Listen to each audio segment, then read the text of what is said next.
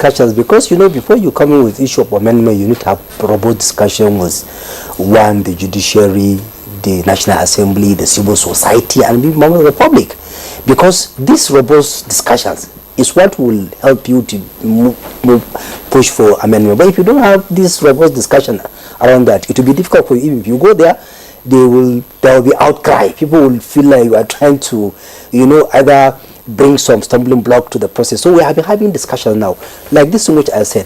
Last week I was I delivered a lecture in Court of Appeal a conference, and I advocate for this issue of technology. And I advocate for this issue of whistleblower, that we need to pass this thing. And also I advocate that even the legal profession, that we need to look at what is happening, because we lawyers too, we are contributing to all these issues. These are top of the stakeholders. That's why about 2 weeks ago I was NGI. We also raised the same issues there. That look, from our own angle, these are the challenges which we feel we need them. And also even the judges also raised their own. That look, you too, you have your own challenge that we are looking at you. And also there are also legal frameworks that need to be looked at, so that they be amended, so that to avoid all these issues. So we are having discussions with the critical stakeholder to ensure that some of the laws are amended so that they can be enhanced. Okay, we talked about experts talking about reforms and all that. All this cannot be possible without a good capacity training for your staff. Yes. So what's the level of training and the training of staff? Yeah, capacity building, I think we have been doing it. We have had a lot, because I know that apart from what the ICPC alone is doing, also there are a lot of collaboration with civil society, wherever we have capacity building around area of investigation, asset recovery, area of sensitization, and also how we can work together. I can remember one of the capacity building we had is we were together with the Attorney General of the state, because I was from them. I was part of them. We ICPC, and then we sat down and look at what are the problems that we need to look at between us ICPC and you Attorney General, because there are a lot of issues around corruption at subnational. And like I said, you cannot, if you want state to have buy-in, you need to bring the ICPC staff and the Attorney General. Why? Because these are people that have the ears of their governors. Because if there are issues around that, they are the one to say, okay, this and that is what we're supposed to do.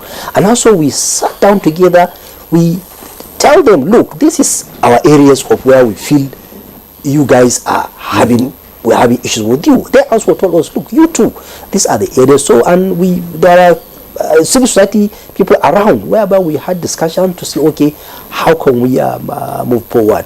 And also NIPR is another organization that we use in order to see how we can sell our ideas to the public, that they have talked to our people, so that, because this is something that we need to project our image. Because one thing which Nigerians fail to understand is that we don't keep on saying the negative things.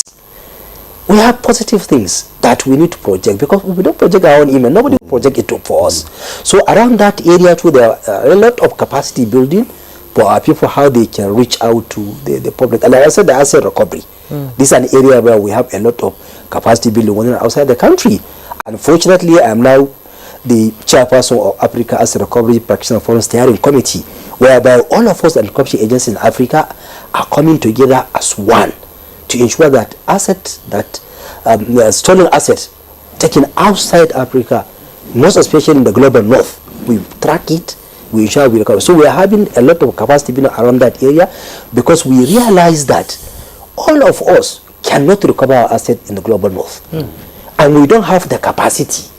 You find out some countries, they have those who are experts. So we say, okay, why can't we come together, train our people, trace our assets?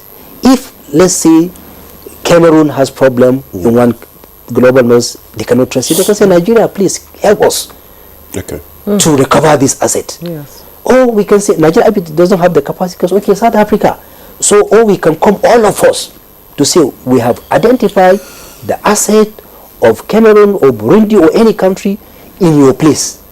And we as Africans, we want those assets to be repatriate them back to our own continent, because we need this money to build our. So there are a lot of capacity building around even that area, and also we continue to do it. Even tomorrow we are going to have one on asset recovery.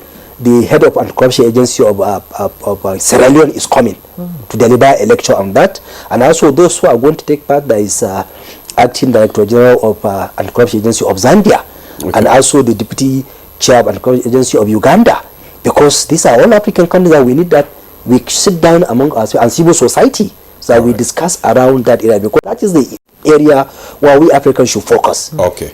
All right, Chairman. Because of